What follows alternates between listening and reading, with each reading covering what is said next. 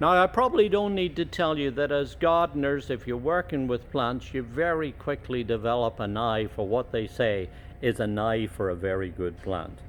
And years ago, I remember going to an exhibition in Baltimore, walking into the convention hall, and there in front of me was this amazing shrub, a variegated shrub that had bright orangey red coloring on it, the likes of what I had never seen before. Little did I know at that time that about 20 odd years later, I'd be talking about it today and showing you what the thing looks like, because this is Abelia kaleidoscope. And there in this picture, if you look at it, you will see how the foliage changes to these bright oranges and fiery reds, and it carries little white flowers on it during the summertime too.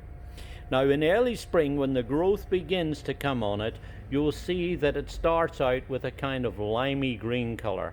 And now in early summer, as those leaves have matured, it takes on a deeper golden variegation, but all the time keeping this very nice green center to the leaf, which helps to really set off the variegation.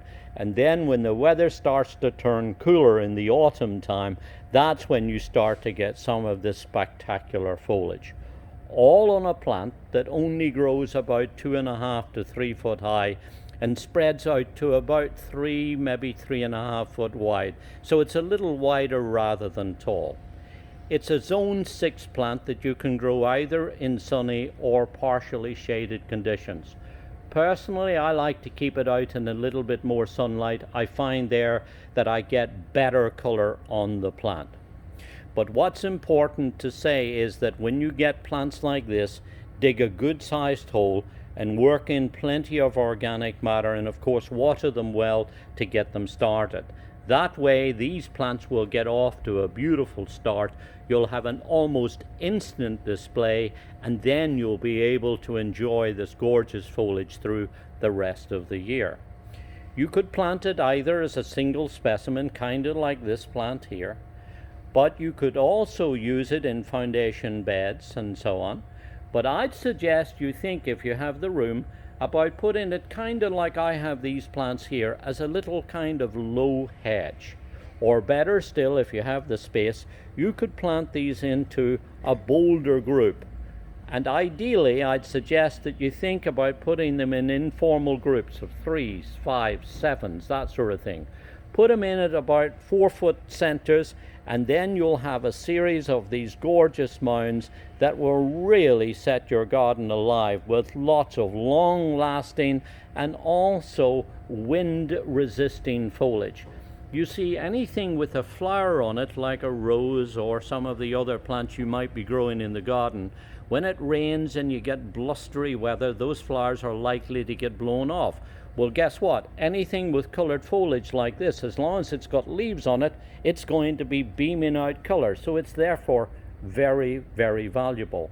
You can also trim it too if you wish. You could go in and shear it back occasionally, and that will help to keep them nice and bushy and compact, like the way we grow them here in the nursery.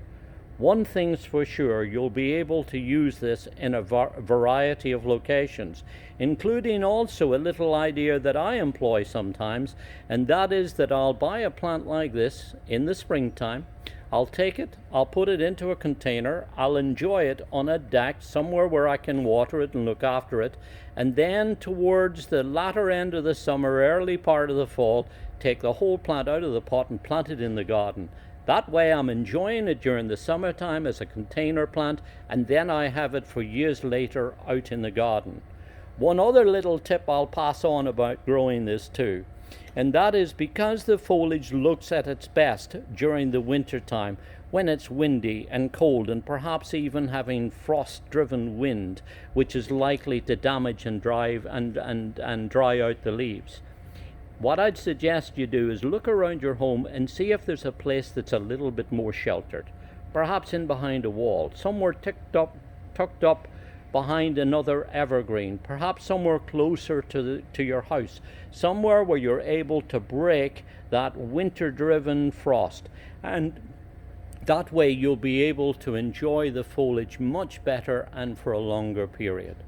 Whatever and wherever you plant it, one thing's for sure, and I think is that you're really going to enjoy this gorgeous little semi-evergreen shrub.